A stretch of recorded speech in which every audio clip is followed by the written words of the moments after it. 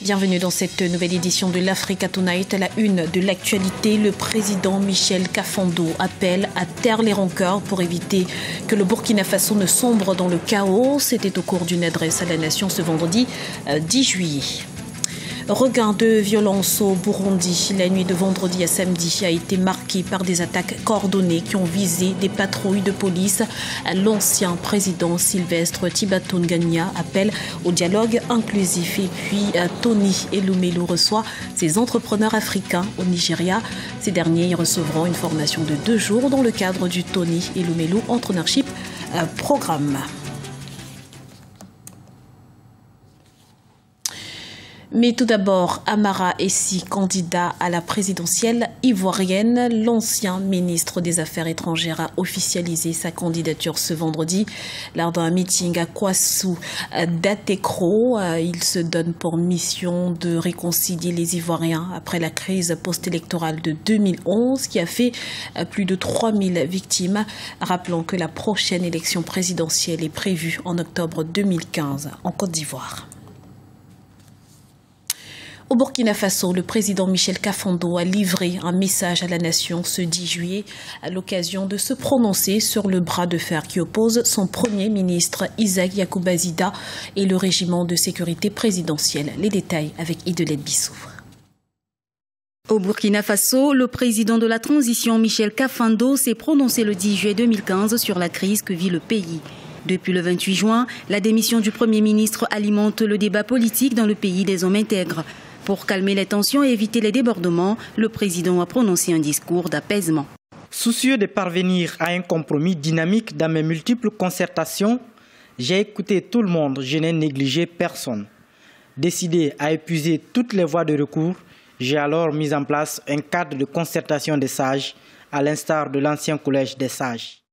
Les événements du 28 juin 2015 entre le Premier ministre Isaac Zida et ses frères d'armes du RSP sont à l'origine de cette crise au sommet de l'État.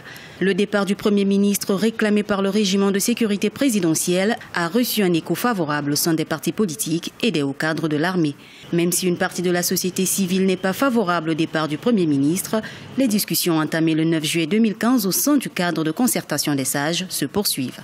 Nos parents, nos grands-parents ont toujours une place importante, j'allais dire, dans l'apaisement du climat social.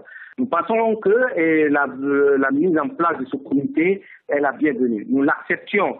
Maintenant, une chose est qu'il y ait ce cadre, une autre est que réellement nos militaires comprennent que nous avons des responsabilités, ils ont des rôles, ils ont une responsabilité à jouer dans tout ça et qu'ils acceptent les conclusions qui sortiront au terme de ces entrevues, au terme de ces concertations. Parce que ce qui est clair, c'est que le RSP aujourd'hui se prend au-dessus de tout, au-dessus de la loi et ils se disent que la loi les appartient, ils sont prêts à faire tout ce qu'ils veulent. En attendant les conclusions des travaux du cadre de concertation des sages dans la semaine du 13 juillet 2015, le président Michel Kafando appelle les Burkinabés au calme afin de surmonter cette crise que traverse le pays.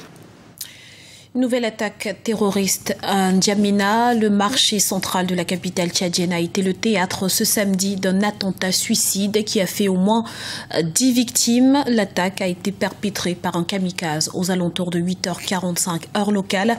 Pour l'heure, elle n'a pas été revendiquée, mais les soupçons des autorités se portent sur Boko Haram, à l'origine de plusieurs attentats à la bombe sur le territoire tchadien ces derniers mois. Nouvelle vague de violence au Burundi. Des combats ont éclaté ce vendredi dans la province de Kayonza, à une centaine de kilomètres de Bujumbura, la capitale. Des tirs à l'arme lourde qui ont fait ressurgir chez les habitants les mauvais souvenirs des nombreuses années de guerre. Le point avec Lise Elsi à Kizimana. Les tensions subsistent au Burundi. Vendredi, un groupe lourdement armé a affronté toute la journée les forces de l'armée burundaise. Des affrontements qui ont eu lieu à Kayanza, à 140 km au nord de Bujumbura, la capitale. Bon, il est très difficile de qualifier ces rebelles parce que déjà, il n'y a personne qui revendique l'attaque. Mais tout ce qu'on sait, c'est que les généraux proches de Niyombare avaient déjà dit dans plusieurs médias comme quoi ils allaient attaquer le Burundi. Mais à voir aussi le mode d'attaque et aussi la façon d'attaquer les lieux, on a l'impression que certains jeunes qui étaient parmi les manifestants auraient pu rejoindre une rébellion pour passer finalement à la violence, comme le président Nkurunziza. Et ce qui est étonnant aussi, c'est qu'il y a un autre mouvement d'attaque dans la ville de Bujumbura. On se demande si les deux sont coordonnés ou pas.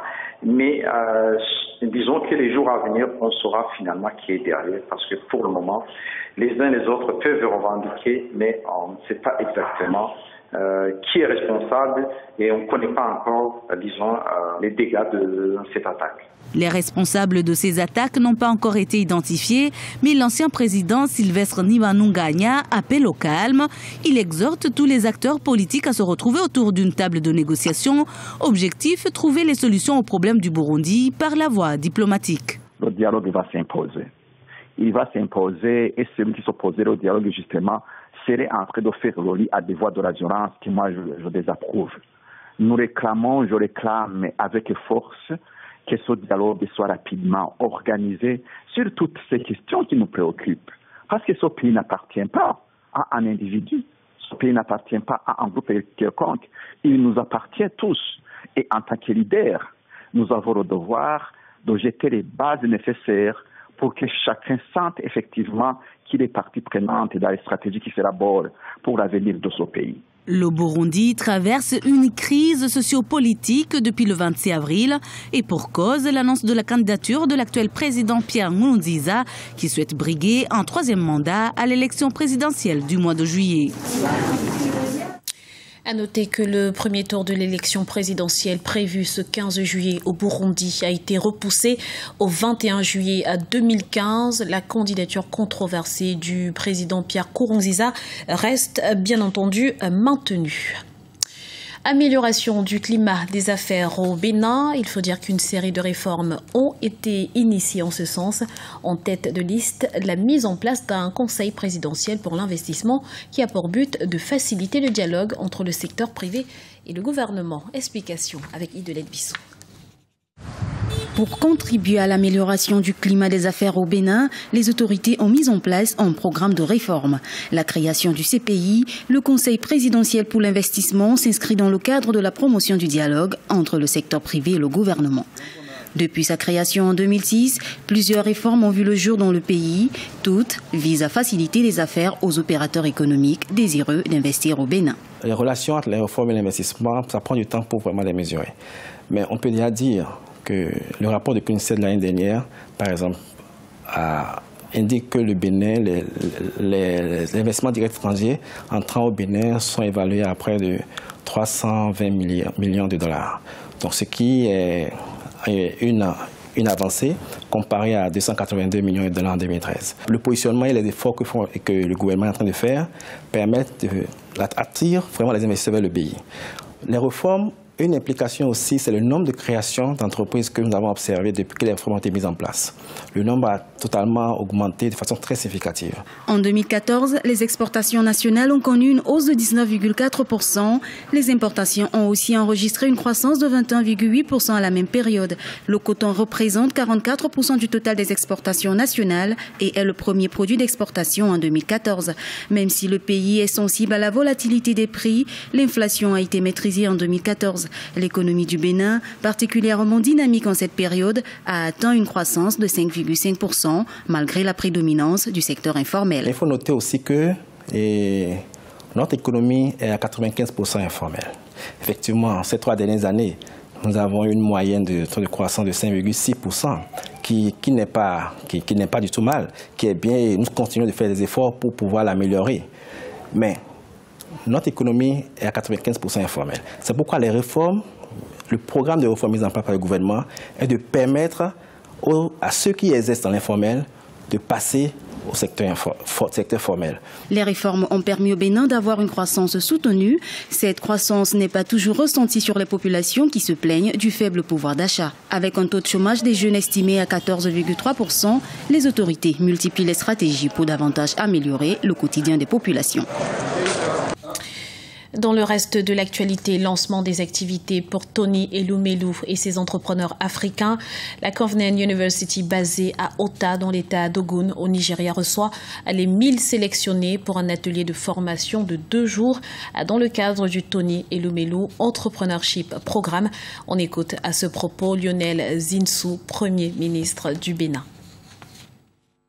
Écoutez, quand vous prenez 1000 entrepreneurs qui ont des idées innovantes et qui veulent créer des emplois, que vous faites ça pendant 10 ans, ça fait 10 000.